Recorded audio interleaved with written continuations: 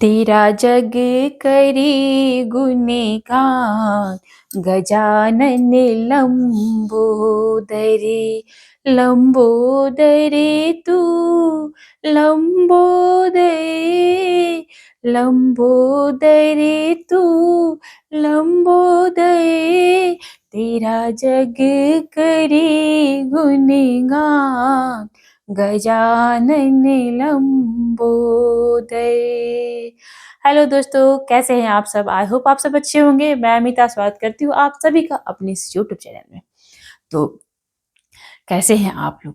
Comment box में ये बताने के लिए जय माता दी जरूर लिखें। तो ये है संकटा चौथ, जिसे गणेश चौथ के नाम से भी जाना जाता है। इसे तीला चौथ के नाम से भी जाना जाता है, गणेश चतुर्थी के भी नाम से जाना जाता है। तो हमारी बहनों का क्वेश्चन आ रहा है कि हम जो ये पहली बार कर सकते हैं, तो आप लोग इस व्रत को पहली बार नहीं कर सकते हैं। ऐसे तो ये खरमास है, खरमास में ऐसे भी नहीं करना चाहिए। ऐसे तो हर साल ये खरमास में नहीं पड़ता है, लेकिन इस साल ये खरमास में पड़ गया है। तो आप लोग कोशिश करें कि जब भादो महीने में भी जो गणेश चौथ होता है, तो उससे भी ये व्रत उठाया जाता है। तो आप लोग कोशिश करें कि भादो के महीने से गणेश चौथ उठा लें। ये पुत्र को के लिए माताएं करती, पुत्र के दीर्घ आयु के लिए, पुत्र के अच्छे स्वास्थ्य के लिए, उसके अच्छे भविष्य के लिए माताएं इस व्रत को रखती है।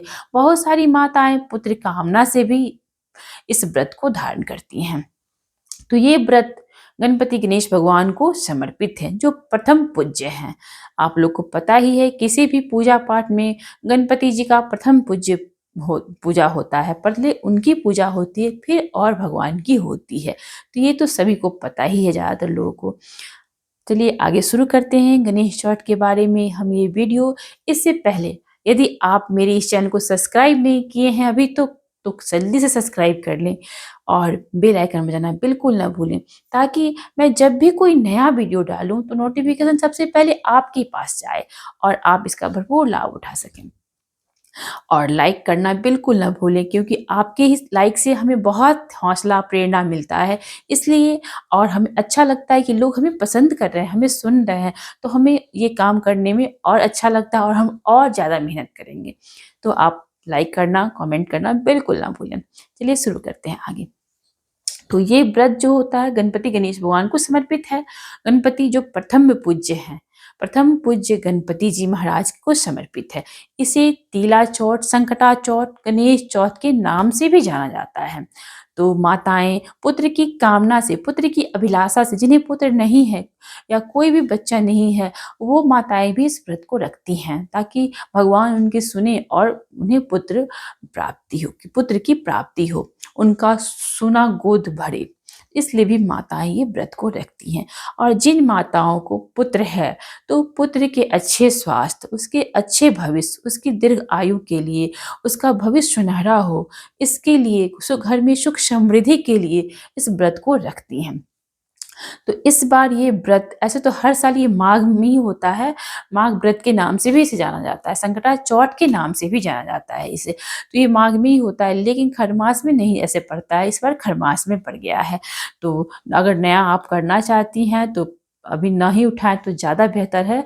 ऐसे आप अपने पंडित जी से ज़रूर इसके बारे में पूछ के, कोई भी काम करने से पहले हमें अपने पंडित जी से ज़रूर अच्छे से मालूम कर लेना चाहिए। ऐसे तो ये निर्जला व्रत होता है।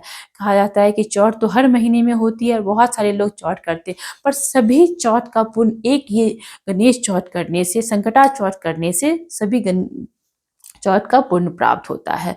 तो ये व्रत बहुत ही उत्तम व्रत माना गया। पुत्र की कामना से, पुत्र के अभिलाषा से, या पुत्र के दीर्घायु के लिए, उसके अच्छे स्वास्थ्य के लिए यह माताएं ये व्रत को रखती हैं। तो ये व्रत कब है? इस बार यह व्रत 6 जनवरी को है, जो संकटा चौथ। इस बार जो 26 शुरू हुआ है, व्रत का बौछार आ गया है।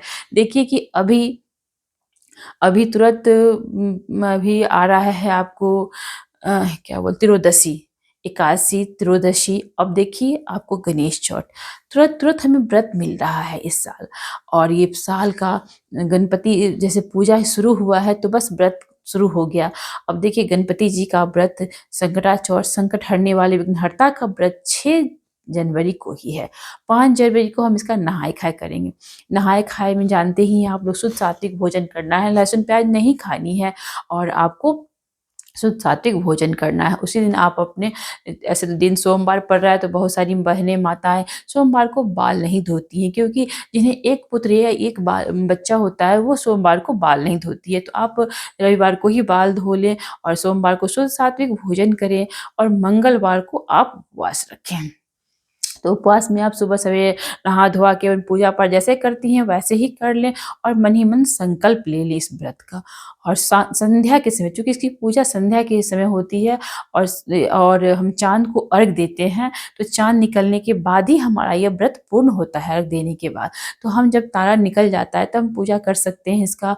आप इसके लिए चौकी पर लाल कपड़ा बिछाकर गणपति जी महाराज को भी उस पर फूल लगा दें, लाल कपड़े को बिछा दें और फूल डाल के भगवान को आसन दे के विराजमान करें। फिर गणेश जी के साथ आप गौरी की भी पूजा कर सकते हैं, समस्त शिव परिवार की भी पूजा कर सकते हैं। तो जैसी आपकी इच्छा, तो गणपति ऐसे पूजा करते हैं। उसमें तिल का बहुत महत्व है, तिल गुड़ जरूर पहले से खरीद के रख लें। मांग में तिल नहीं खरीदा जाता है तो आप पहले से इसका व्यवस्था कर लें। पहले वीडियो में मैं बता चुकी हूँ इस बात को। तो आप भगवान को धूप दीप नैवेद्य, गुड़ और अलुआ जो मिलता है, अलुआ पता नहीं आप लोग क्या बोलते हैं, अलुआ, उसका भी भोग लगाया जाता है। लड्डू गणपति जी को अति प्रिय है तो लड्डू का भोग लगाएं, तिल का लड्डू बनाएं, तिल ऐसे भी भून के लगाएं, गुड़, तिल का पहाड़ बनाया जाता है। दुर्वा, दुर्वा गणेश जी को अति प्रिय है तो 21 दुर्वा जरूर तोड़ के रख लें। और उसके साथ साथ आप गाय का कच्चा दूध जरूर रख लें। गणेश जी को तुलसी नहीं चढ़ता, इसका साथ आप लोग ख्याल रखें कि गणेश भगवान को तुलसी नहीं चढ़ता है। पान सुपारी जनेऊ पहले से सब इकट्ठा कर लें और इस सब विधिवत आप भगवान की पूजा अर्चना कर लें। और वहाँ पे कलश भी रखें, कलश में गंगा जल डाल के, तिल डाल के, उस पर कलेवा लपेट के आप उस पर अगर आम का पल्लू मिल जाए तो इस तरह आप कलश का भी स्थापना कर लें और इस तरह पूजा करें। पूजा करने के बाद आप गणेश चौथ की किताब आती है, पुस्तक आती है, तो आप उसमें कथा है, कथा पढ़ें। अगर पंडित जी आते हैं तो अच्छी बात है, नहीं आती है तो आप खुद से भी कर सकते हैं। कथा पढ़ें, उनकी आरती करें। आरती करने के बाद एक थाल में आप अच्छे से सब कुछ अर्घ देने के लिए, चाँद को अर्घ देने के लिए सजा के रख लें पहले से ही। और जब चाँद निकले, क्योंकि चाँद का समय सब शहर के हिसाब से अलग अलग होता है, ऐसे 9 बजे के बाद ही आपको चाँद दिखेगा। तो आप तैयारी कर लें, कच्चा दूध गाय का रख लें और अपने पुत्र को जो अच्छा से स्वच्छ कपड़ा वपड़ा पहना लें और उससे अर्घ दिलवाएं, उसको भी टीका लगवाएं, फिर उसको आशीर्वाद दें। इस तरह आप चाँद को अर्घ देने के बाद आप अपना व्रत खोल सकती हैं। व्रत में आप कुछ भी फल फूल खा सकती हैं या कुछ, लेकिन उसमें फलाहार ही किया जाता है, आपको अन्न नहीं खाया जाता है। तो आप ये सब व्यवस्था कर लें। बहुत किसी के पास मजबूरी है तो आप सेंधा नमक खा सकती हैं, ऐसे नहीं खाया जाता है, आप अपना देख लें। तो इस तरह आप अपना व्रत करें। उस समय आप अग्नि ज़रूर वहाँ पे कर लें, उसमें थोड़ा सा हवन सामग्री डाल दें, उसमें आप अग्निदेव को समर्पित कर दें। फिर अग्रासन निकाल लें, जो गाय को खिलाएं, पुत्र को खिलाएं, जो भी पुत्र पुत्री आपकी हैं उनको प्रसाद दें। गाय माता को ज़रूर निकालें।